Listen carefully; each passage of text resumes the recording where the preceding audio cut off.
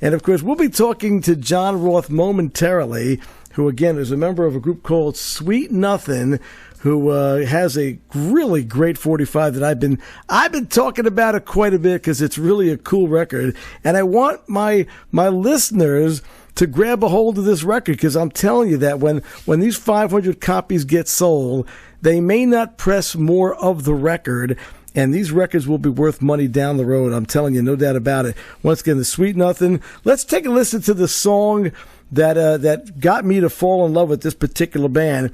It's a 45 that came out. It's being released by on the Mojo Bone record label. And I got to thank Tom Krawick. Hopefully I got that pronounced correctly. Tom Krawick.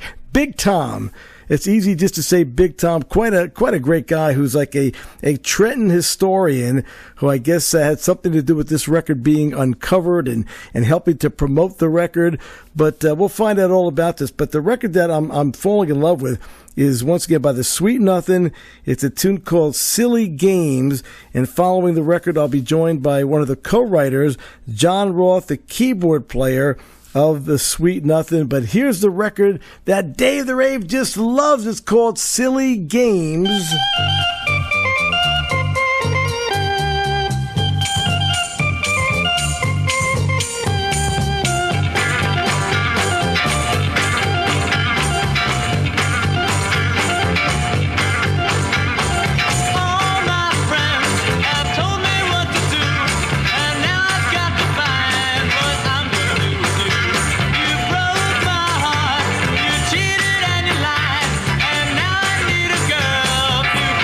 Satisfied, oh, you've been wrong for so long.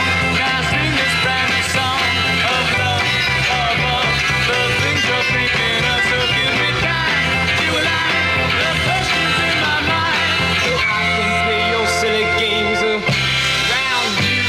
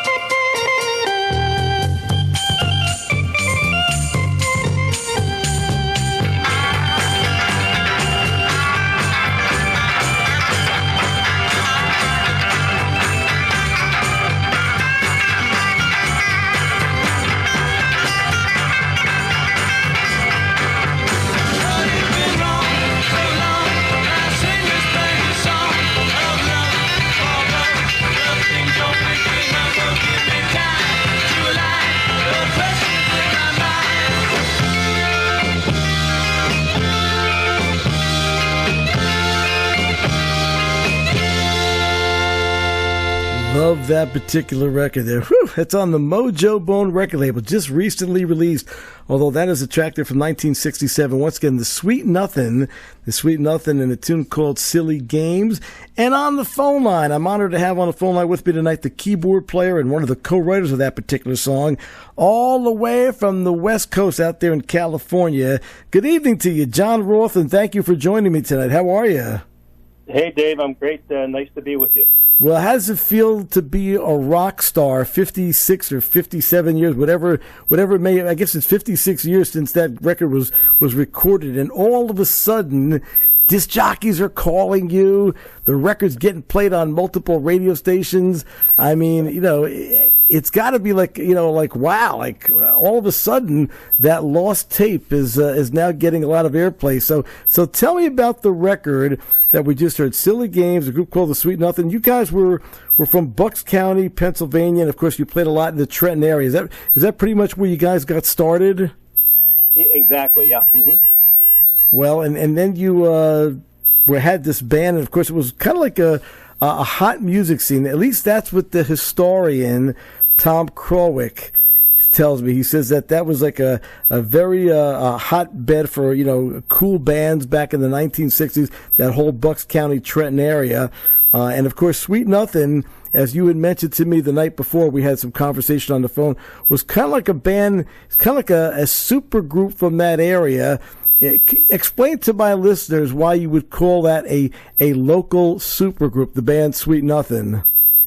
Well, you're right about the fact that Bucks County in that area, that part of Pennsylvania, because we're in between New York City and Philadelphia, we had the influences of the city, but it has always been a creative hotbed, if you will, not just for music, but for art, all sorts of things, writers and poetry and that sort of thing. And so there was a rock and roll called the first national or whatever rock and roll contest put on by a guy named St. John Terrell in Lambertville, New Jersey, which is right across the river from the town of New Hope. And he brought together all these bands from all over the country, and it was a pretty cool thing. I mean, Cousin Brucey, Phil Spector, these were judges of this contest, okay? And at the contest, I had a band that I put together with Toby Hill, who was later in Sweet Nothin', called Us and US. We thought that was clever. And then there was another band called the Little Flowers, which eventually, Jack Van Austin was the lead guitar player. He came and joined our band. And then then there was, Jim Smith, who's the drummer in that band. And then finally there was a band called the Fevers that Jody Gambaluka, our bass player, was from. And we had never met each other, but we all competed against each other that day, but took note of each other. At least Toby and I did, of these other bands. And one by one, we kind of replaced the guys who were in our band with members from those other bands, and that kind of formed the supergroup. So some of these bands ended up breaking up because you guys were leaving other bands to form this, what you call the Bucks County, Trenton, New Jersey supergroup, Sweet Nothin'. Yeah. Certainly the Fevers were that way. I felt kind of bad because Jody definitely was the star with the band and became a star with our band too as well. I think he just played guitar at that time for the Fevers, but then picked up the bass and started playing. He had a really cool Hofner bass to play. But the other bands, Little Flowers, did kind of keep going on for a while and went to New York City, Greenwich Village, and broke up there. Because they broke up, we said, "Hey, we'll pick up the pieces," And the sound that you guys put out, I mean, I love this particular record, Silly Games. And, of course, the record comes with a really great picture sleeve with the information on the back of the sleeve. So it really makes for a good buy, once again, on the Mojo Bone record label.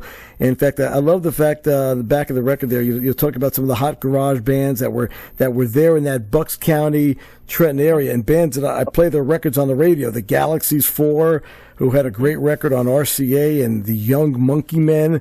So, and then, of course, now we all know about another hot band from that area, and that being your band, the Sweet Nothin'. And how did it all come about, though? So here's a record that you recorded in 1967, and it's not that rare for some collector out there to decide to take a record that actually came out in the mid-'60s and repress it, kind of like a bootleg, if you want to call it a bootleg. But, it's a way for people to pick up a record for $15 or $20 that maybe an original might cost $1,000. So some collectors said, well, I'll press 500 copies so this record could become available to those that want the record but can't afford an original. But here's a song from 67 that never got released. So what would you say was the reason that this never got released back in 67, if you could explain that to the audience? Well, kind of to tie in what I was saying before about the three different bands that came together. Toby and I added Jody from the Fevers first, and maybe it could have been Jimmy, the drummer from Little Flowers, because when the Little Flowers went up to New York City from Bucks County to make it big, so to speak, he decided not to go with them, and they replaced him with another guy named Glenn Cerubi as their drummer. But Jack Van Austin did go with them up to New York and try to make it big. And it was up in New York that they met this producer named Murray Weck. And he was mostly a Midtown producer, whereas the Little Flowers are hanging out in Greenwich Village doing that sort of thing. Well, Jack Van Austin, who eventually became our lead guitar player, and sings on the flip side, 4 in the Morning. He sings the lead on that song. He and Murray became good friends, and when the Little Flowers broke up, Murray said, "Hey, man, you're going back to Bucks County, but if you get another band together, let me know, because I really dig what you do, and I'd like to record you." In fact, he wanted to record 4 in the Morning specifically. So when Jack came back to Bucks County, he joined us. We started getting really popular, playing gigs, and we decided, let's record some of this stuff. And so Murray Weck hired a studio for 8 hours one day, and we went up and played first 4 hours before break all the tunes we thought would be good. And it was at that time that Murray said, "Well, wait a minute, these are all cover tunes," and we always consider ourselves, as Toby calls us, Toby the guitar player in our band, we were a damn good B-side cover band. We weren't necessarily interested in the A-sides. We like playing the B-side. And Murray says, "Well, you guys have any original material?" And we all looked at each other and then looked at the floor and said, "Well, no. We do other stuff." But he said, "Well, listen, we're going to take a lunch break. Why don't you guys, can you put together a song?" Well, we didn't know what to do. So me and Jody went into a little rehearsal room.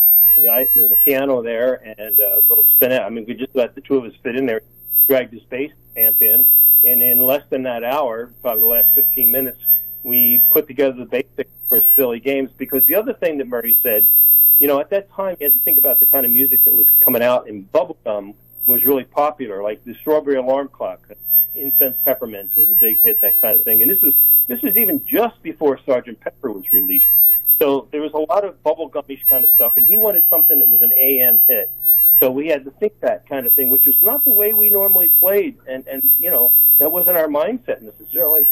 So out of that came Silly Games. The guys came back from lunch. We showed them some of the stuff. Everybody contributed little parts musically, recorded it, and voila, there was Silly Games. But what happened was Little Flowers got back together again, and they contacted Jack. It was about 2 weeks after this recording, and Jack joined the band, and they went to California. And so we lost our lead guitar player, and to this date, well, then, and since the band has ever been together, we never played Silly Games live. It was just for that recording, and then it just sat there all these years. So from 1967, you recorded this song, and you never played it out, and it never got released. I guess this fellow Murray. And did you ever understand how Murray Wecht, he got this AM sounding hit record that he was looking for? What was your understanding as to why he never had that put out, or they couldn't get a label deal? What was the reason it never came out in '67? Well, I think that's because his connection to us was through Jack, and Jack Van Austin had left.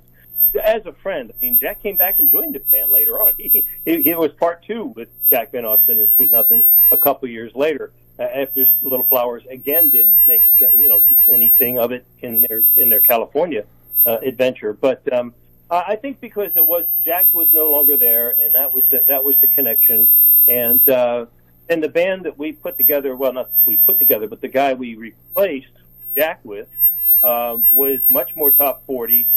We started playing more top 40 type clubs, became a little bit more of an A-side cover band, that sort of thing. And I don't know if we probably never played 4 in the Morning again, ever, once Jack left, just because he sang on that. That was his song. So both sides of this 45, once they were recorded, were never played ever again. Well, it's kind of a shame. I mean, you would have thought that Murray Wecht gave you 8 hours in the studio, wanted you to come up with an original song that had that, kind of a top 40 friendly sound, which you did. Silly Games, yep. I think, definitely had that kind of a sound. And then just because, assuming that you're right about this, Jack Van Austin leaves the band, but he's still a part of the recording. But Murray Wecht had money invested in this also with the 8 hours and so forth. You would have thought that they could have found a label back in '67. Now, by the way, what studio? Do you remember the name of the studio? Because I have listeners that like all the minutiae. They're kind of like Big Tom. They want to know everything. Do you actually remember the name of the studio that you recorded these tracks at? Dave, that's incredible. All the conversations have been going on for the last year. Once we got contacted by this record company that said they'd kind of discovered the song and wanted to put it out. That's never come up, and it's a great question. We also, well, I don't want to start a bad rumor, but there was also a recording engineer that was there in the section who I think went on to become someone quite famous, but I'm not going to say his name in this recording, in this conversation. I can't confirm it yet, but he was a British guy, and to this day, I still swear he was the engineer. But I'll find out what that studio is. It was Midtown. It was Midtown, and we were staying that night. We went up the night before and stayed at the very famous or infamous Albert Hotel down towards Albert Hotel.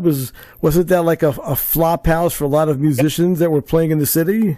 Absolutely. It was so much so, and boy, the list of bands that have played there. I mean, have stayed there while rehearsing, while playing gigs, and a lot of them at the Village type gigs, but Midtown as well. It's a huge, huge list, and in fact, that's where Jeff heard the song 4 a.m. being played, rehearsed, if you will, down in the basement by the Youngbloods, and they were getting ready to put it on their album, and he fell in love with the song, and he kind of put his own touch to it. Well, let's give that a quick listen. This is the flip side, by the way, for you collectors out there and music lovers. Once again, I should remind you that John Roth, who is the organ player for the Sweet Nothin, he is my guest tonight for this interview. And of course, we're talking about the brand new release, 45 release on the Mojo Bone record label. That great song that's got that top 40 hit sound to it called Silly Games, a cool garage sounding record. And of course, if you flip the record over, it's pretty cool B-side. Although you don't call it a B-side on the Mojo Bone record here, you call it the side double A. There's side A and there's side double A, but yeah, double A, we can call it the B-side, but it's pretty cool. So we'll give it a listen, and then we'll pick up the story about how Jack Van Austin heard the Youngbloods rehearsing this at the Albert Hotel. But here it is, the Sweet Nothin and 4 a.m.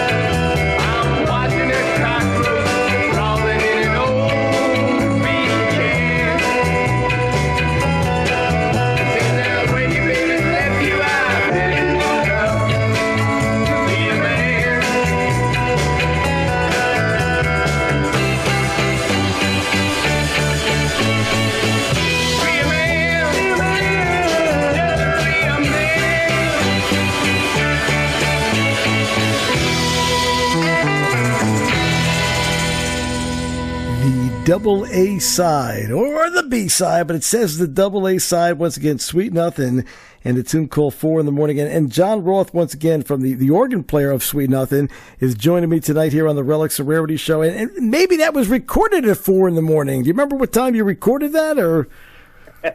Yeah, I mean, literally, it was between one. I mean, we started at 8 in the morning, did 4 hours to noon lunch break till 1, and then 1 to 5, regular working man's day. And so the 3 songs we cut and recorded were all recorded just in that 4 hours, which included, kind of learning that song, Silly Games. We had to teach each other what to do musically. I mean, Jody and I did the basic part of it, and I think all the lyrics were done pretty much in about 15 minutes. But then we had to get the other guys in the band to, and I think we probably did it in maybe 2 or 3 takes. It was a 4-track studio. Well, it came out pretty cool. That's all I could say. So I hope our listeners pick up a copy of that once again on the Mojo Bone record label, the Sweet Nothin', and a tune called Silly Games. Now, of the fellows in the band, there were 5 guys in the band on the Sweet Nothin' on these recordings. Tell me who is still with you and who may have passed on. Sadly, Jack Van Austin has passed on. Last I heard, he lived in Florida, but this has been more than 20 some years ago. Same thing with Jim Smith, the drummer. He's passed on. And very recently, Jody Gambaluka, the bass player, only a few years ago, passed on. And it was quite a big ceremony, celebration of his life, assembled by a lot of musicians from the Bucks County, Trenton, Philadelphia area. They came together. Is a big deal because Jody went on to do a lot of other big things after that. I'm not quite sure what Jack and Jim continued to do, but Jody did. So remaining is just me and Toby Hill. Toby, to this day, I think still fiddles around a little bit. He's still a musician. Actually, he's had several bands, at least up until recently, since then. And while we're doing names here, I want to do 2 shout-outs. You mentioned Tom Krawick before. Tom is just a great guy. What a huge resource when it comes to music and that sort of thing. I know you two guys have bonded quite a bit, and that's really neat. Oh, he's an amazing guy, and there's no doubt about that. Robin Garb was our manager of Sweet Nothin'. He went on. He is still gratuitously almost still involved with the getting all the copywriting and all that publishing stuff done on this. He's still acting as our manager to this day, even though he went on to do other very, very big-time things with movie studios and Disney and that sort of stuff, and other bands and artists to manage them as well. So, and John, it's my understanding, John, that you also after these local bands, kind of broke up and so forth, you had a career in the music business as well with some pretty big names. To remind me what you did afterwards. Yeah, I mean, it's funny because I was kind of, before Robin came on, I was the guy that went out and got the bookings and kind of managed as a band member the band. So when Robin came in, it took a load off of me so I could just be one of the band members. But then when I left the band, and the band continued on for like another 9 months, maybe a year after I left, I stayed on with Robin to manage my own band, if you will. That's when Jack Van Austin came back for the second thing, and I replaced myself with another keyboard friend of mine, Keith Lesnick. There's another shout out for Keith. So that got me into like the managing the music business kind of thing. So I got the job. I took a job as the stage manager at the Electric Factory, the original Electric Factory in Philadelphia. That was from January 19. That's Larry Magid's place, wasn't it? What's that? Larry Magid was the big promoter down in Philadelphia. Absolutely. I worked for Larry directly. He had business partners with the Spivak brothers, too, Herb, Larry, and Alan Spivak, who were big in the jazz business. They had the Showboat Jazz Lounge for many years in Philadelphia. But so they were kind of silent partners. But Larry was the rock and roll guy and brought so much music to Philadelphia. And I was so tickled to death to be working there as stage manager through all the great names. If you think about who would have played there, and they were everybody. From Cream to Hendrix to, Fairport Convention to, Buddy Guy or, all the blues cats, all played there at the Electric Factory, and I got to be firsthand with that. But then after that, I went on the road and did audio in the beginning with the Jefferson Airplane, but then did lighting later on with ZZ Top, Gags. These were all tour positions. Silk the Grease tour in '77, Worldwide Texas tour with ZZ. Then Barry Manilow, Copacabana tour. Parliament Funkadelic. I did 3 tours as their lighting director with them, and then Kiss, the Kiss Army 1979 Kiss tour. I was on that as lighting, and then I went into management and started stage managing. I did that with the Cars. I did 3 tours for the Cars in '80, '82, '84 as their stage and then production manager. Also was production manager for Chicago for several tours, and Olivia Newton-John's stage manager, who I loved working for her. She was wonderful for the physical tour that she did in 1983, I want to say. So that's just some of the names to drop. Yeah. Well, I think you also, if I understand correctly, you also worked with Tom Petty. Oh, thank you very, very much. Yes. How could I forget? No, Tom did the wonderful thing. I even stay close to some of the band members, which I can't say so much with a lot of people. I've lost a lot of good ones. Like for the Cars, I lost Rick Ocasek not so long ago, and Olivia died last year too as well, and Tom a couple of years before that. I was privileged to be at the Hollywood Bowl for his next to the last show, along with a lot of my colleagues from that time. But I was his stage manager for the 1981 Hard Promises tour. So the music business has been good to you overall. Maybe Silly Games didn't turn into the hit you thought it would be in '67, but that might happen in 2023 if I can have my way about it. But overall, though, you've made a great career, working music, and I guess that would be a fair thing to say, right? Yeah, like you started off asking, how do I feel? It's crazy. I mean, you're good with words and stuff. You pick any adjective you want, it probably would fit this thing. Who would have even guessed? Like Robin said one time, he says, if we tried to do this, it probably wouldn't have worked, But it's just been spontaneous, and we really appreciate it. We appreciate everything you're doing, Dave, really. Well, I want to thank you for joining me tonight. Once again, John Roth, the organ player, vocalist as well with the Sweet Nothin', who've got this great record out once again on that Mojo Bone record label. So go to eBay, maybe Amazon or Discogs, and just type in the Sweet Nothin', Nothin'. And, of course, the song, the A side of the record is a tune called Silly Games. But I got to thank you also because you and Big Tom as well. There he is. Big Tom, if you're listening, we appreciate everything that you've done for the band and helping me get connected with the band. But you brought me a track that was unreleased. This is not on a 45, but it's a pretty cool track. So tell me about this unreleased track that you've given me to play tonight for my audience.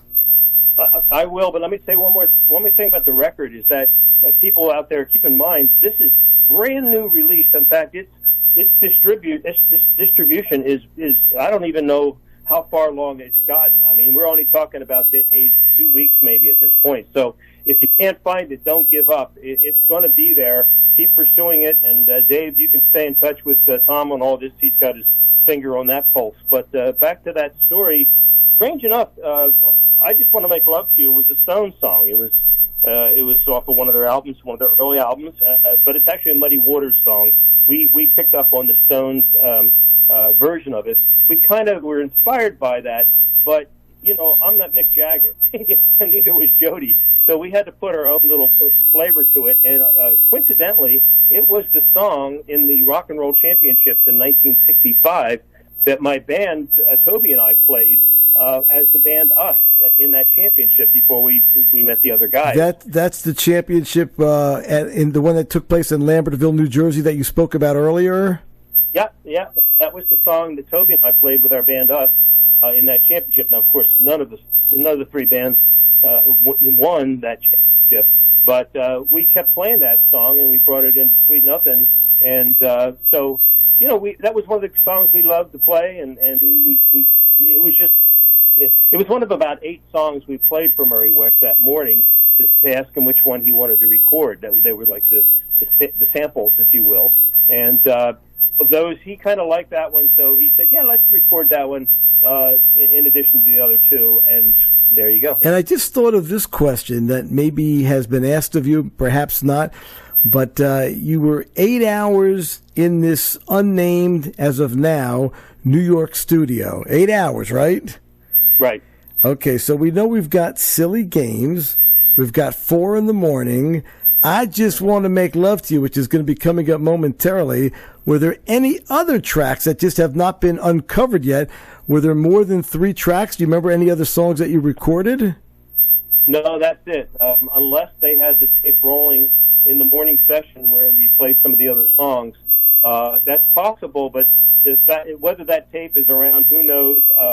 Murray is since passed away. He sent that the original reel-to-reel, a 4.5-inch reel-to-reel to Robin.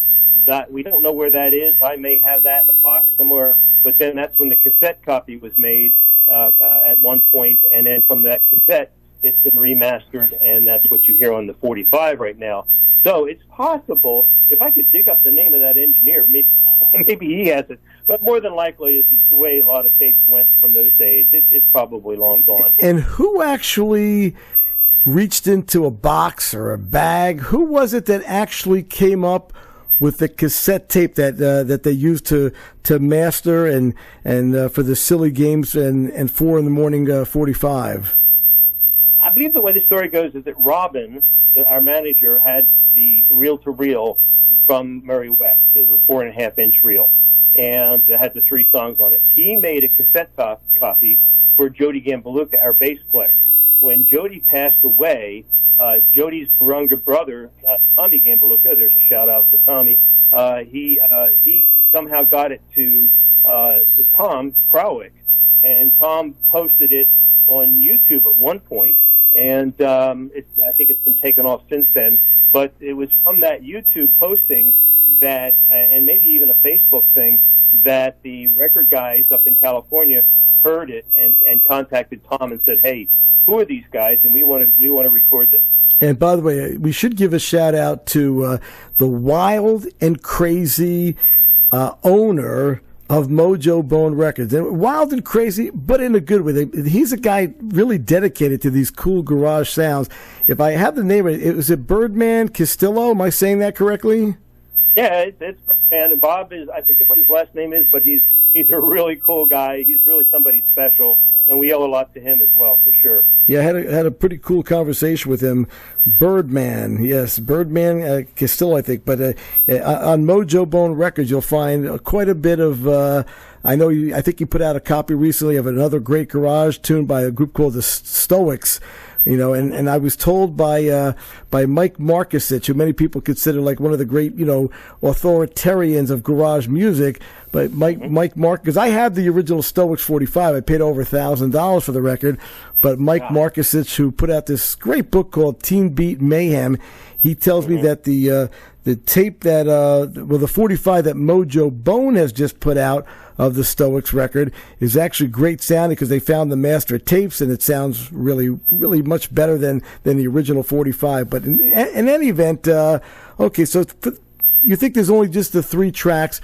At least only 3 tracks have been found so far from that session. All right, so take us on that. Yeah. Well, I was going to say, take us on out of here. So the tune is cool. I Just Want to Make Love to You. This is unreleased. It's not on a 45. It's kind of like a Dave the Rave, Relics and Rarities exclusive. I'd like to think so anyway. Let's pretend like it is. But it might be. It might be, right? It's unreleased. You're singing the lead on this, aren't you, John? I am, yeah. Jody and I pretty much traded off about 90% of the vocals in the group. Jack Van Austin contributed maybe another 10%, and even Toby did some stuff in the background. But Jody and I we took turns being lead and pretty much harmonized on every song with each other too. It was a duo rather than a solo effort in each case. So Jody sang lead in Silly Games, Jack sang lead on 4 in the Morning, and I sang lead on this one. Well, John, thank you for sharing some stories about the Sweet Nothin and this very cool 45 that you've put out, 4 in the Morning on the double A side, and of course the A side of the record being Silly Games. And thanks, really love the record. And we're going to take a listen to I Just Want to Make Love to You. And I'm just going to say goodbye and thank you so much, John. Thank you, Dave. It's been wonderful. Great. All right. Good luck with the record and take care. Bye bye now. Bye, my friend. I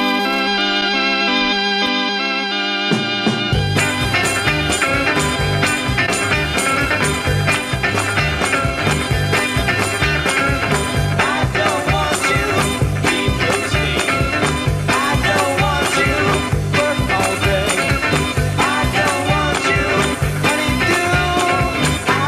just wanna make love to you, baby.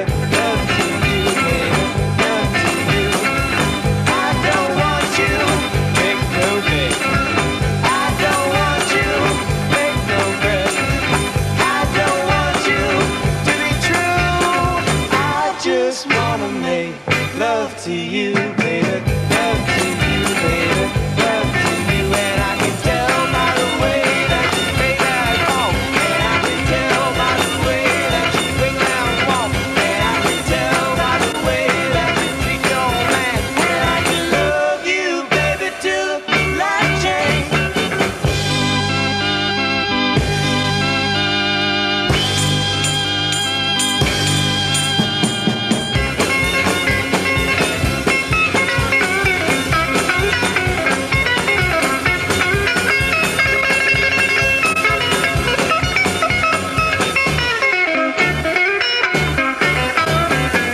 I don't want you be no sleep. I don't want you work all day. I don't want you to be true. I just wanna make love to you, baby. Love to you, baby. Love to you, yeah. I just wanna make love to you, baby. Love to you, baby. Love to you, baby. I have to remember those words on my lover's holiday. Sweet Nothin, lead vocal there, John Roth, the keyboard player, and I Just Want to Make Love to You, and a record that you know I love this record. Yes.